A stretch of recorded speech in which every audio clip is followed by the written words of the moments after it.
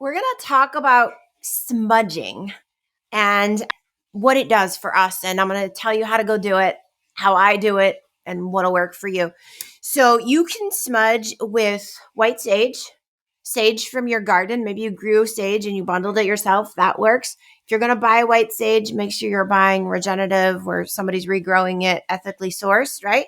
We can use a bay leaf. A lot of us have bay leaves in our kitchen cupboard, so you don't have to go buy white sage. You can definitely use a bay leaf. And if you don't have a bay leaf, grab some rosemary from your spice cabinet. And I'll show you how to do this as well. Okay, so when you're going to smudge, I personally a lot of times use our stove. We have a gas stove and I just light it with the stove.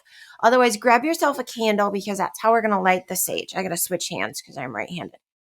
And the sage itself, you're going to light it so it's smoking, but it's not on fire because we don't want to just have it burn away. So we want to get a good smoke going. Sometimes I just rotate it. It'll get a little red at the tips. And then when you sage your house, you're going to want to start at your front door.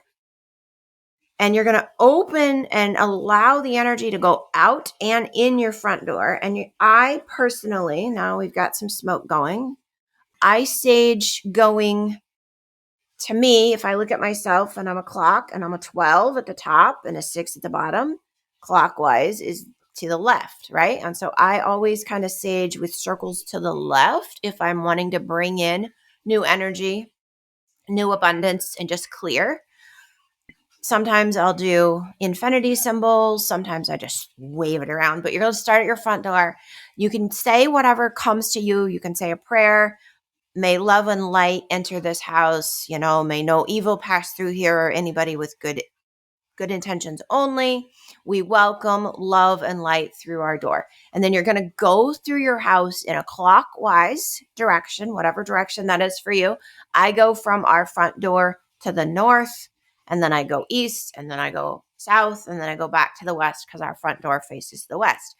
When I get to the back door, I also open the door and allow the energy to go out, right?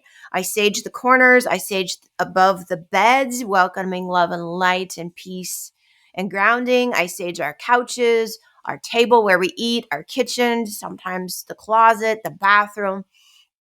Any of that is where I use the sage. And then I also, almost every single day, I sage myself after or before my yoga, normally before. And so I go up my arms, under my arms, both sides, above my head, around my body, down my legs, and under my feet. Okay. And then I put the sage somewhere safe. So, right. And you can put it in water. It's not going to hurt it if you want to put it under a running faucet to make sure it's out. A lot of times I have sand and I put it in sand that I've brought home from the ocean. So that's what we do with the sage. For right now, I'm going to set it on the shelf over here. The next thing I told you I'd tell you about is a bay leaf, right?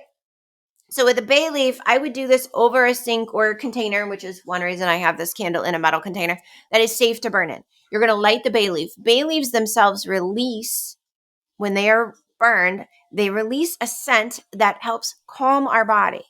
They also release antivirals into the system and they help kill germs, but they actually are calming. So you just basically light the bay leaf. It's going to go up like a firecracker.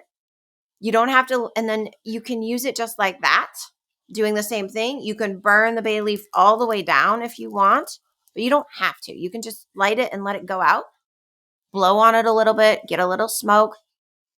And do some deep breathing. It smells different than sage, but it's going to have similar effects to our autonomic nervous system and our stress response. Okay, if you're going to use rosemary from your spice cabinet, I'm going to set the candle down again.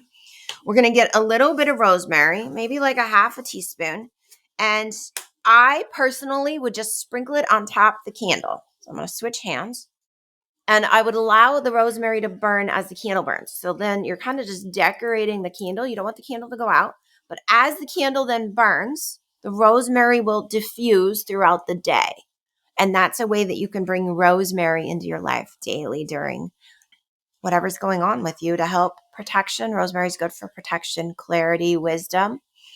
And so that's another way to just ward off that old energy, that bad energy as you're getting ready to go into the holidays or whatever you're going into in life. and have the energy that you need to keep you grounded and centered and peace in your home and in your life. All right, go complete this challenge. Click the button when you're done, and I'll see you tomorrow.